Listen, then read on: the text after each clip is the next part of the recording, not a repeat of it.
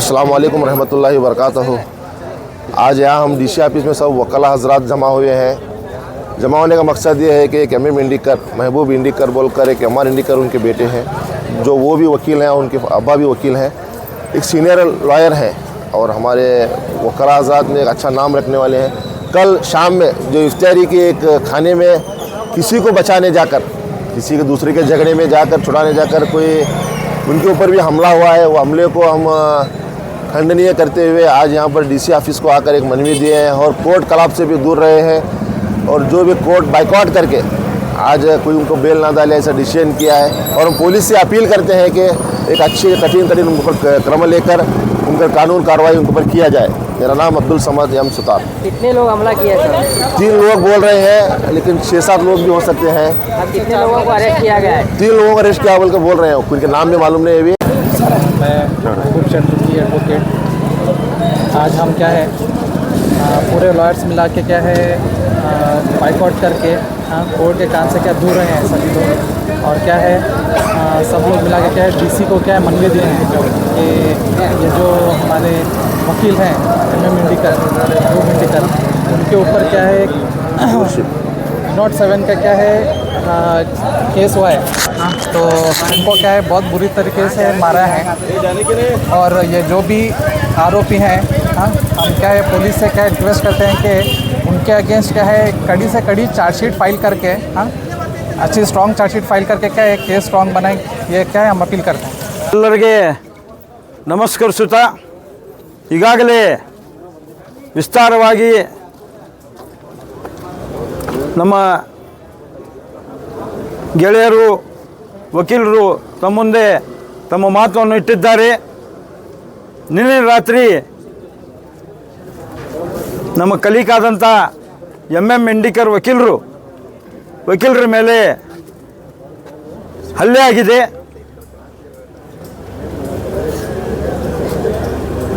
ಆ ಹಲ್ಲೆಯನ್ನು ಖಂಡಿಸಿ ಇವತ್ತು ನಾವು ನ್ಯಾಯಾಲಯದಲ್ಲಿ ನಮ್ಮ ಸಮತಾ ಭವನದಲ್ಲಿ ಎಲ್ಲ ಹಿರಿಯ ವಕೀಲರು ಕೂಡಿ ಒಂದು ನಿರ್ಣಯವನ್ನು ಮಾಡಿದ್ದೀವಿ। ಯಾರು ಅವ್ರ ಮೇಲೆ ಹಲ್ಲೆ ಮಾಡಿದ್ದಾರೆ ಈಗಾಗಲೇ ನಾವು ಕೇಳಿದ್ದೀವಿ, ಅವರಿಗೆ ಅರೆಸ್ಟ್ ಮಾಡಿದಾರಂತೆ। ಯಾರ್ಯಾರಿಗೆ ಮಾಡಿದ್ದಾರೆ ಏನೋ ಗೊತ್ತಿಲ್ಲ ನಮಗೆ। ಸಂಪೂರ್ಣ ಎನ್ಕ್ವೈರಿ ಮಾಡಿ ಮತ್ತು ಅದರೊಳಗೆ ಯಾರ್ಯಾರು ಇದ್ದಾರೆ ಅವ್ರ ಕಠಿಣ ಶಿಕ್ಷೆ ಆಗಬೇಕಂತ ಹೇಳಿ ನಮ್ಮ ನ್ಯಾಯಾಲಯ ಭವನದಲ್ಲಿ ನಿರ್ಣಯವನ್ನು ತಗೊಂಡಿದ್ದೀವಿ। ಮತ್ತು ಯಾರೂ ಕೂಡ ಆರೋಪಿದವರಿಗೆ ಸಪೋರ್ಟ್ ಮಾಡಲಾರ್ದೆ ನ್ಯಾಯಾಲಯ ಒಳಗೆ ಅವರಿಗೆ ಬೇಲನ್ನು ಹಾಕಬಾರ್ದು।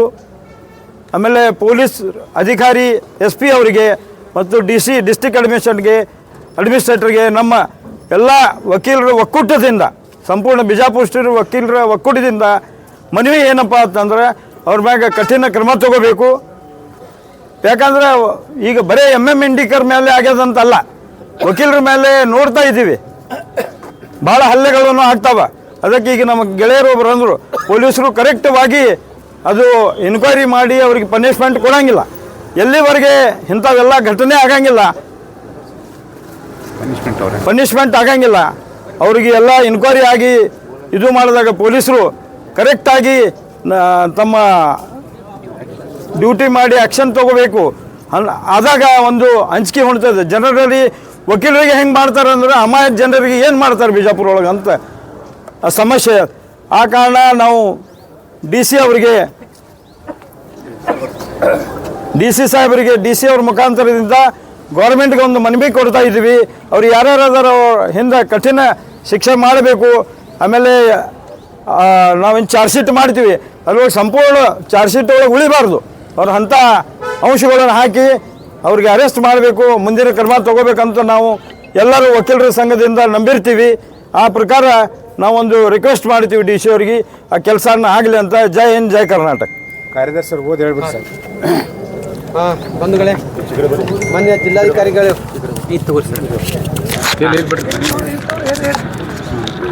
ಮಾನ್ಯ ಜಿಲ್ಲಾಧಿಕಾರಿ ವಿಜಯಪುರ ಇವರಿಗೆ ವಿಷಯ ಶ್ರೀ MM ಇಂಡಿಕರ್ ನ್ಯಾಯವಾದಿಗಳ ಮೇಲೆ ಮಾರಣಾಂತಿಕ ಹಲ್ಲೆ ಮಾಡಿದವರ ಮೇಲೆ ಕ್ರಮ ತೆಗೆದುಕೊಳ್ಳುವ ಕುರಿತು ಮೇಲ್ಕಂಡ ವಿಷಯಕ್ಕೆ ಸಂಬಂಧಿಸಿದಂತೆ ತಮಗೆ ತಿಳಿಯಪಡಿಸುವುದೇನೆಂದರೆ ಸರ್, ನಿನ್ನೆ ದಿನಾಂಕ 24/2/2026 ರಾತ್ರಿ ನಮ್ಮ ಸಂಘದ ನ್ಯಾಯವಾದಿಗಳಾದ ಶ್ರೀ MM ಇಂಡಿಕರ್ ಇವರ ಮೇಲೆ ಕೊಲೆಗೆ ಯತ್ನಿಸಿ ಮಾರಣಾಂತಿಕ ಹಲ್ಲೆ ಮಾಡಿರುತ್ತಾರೆ.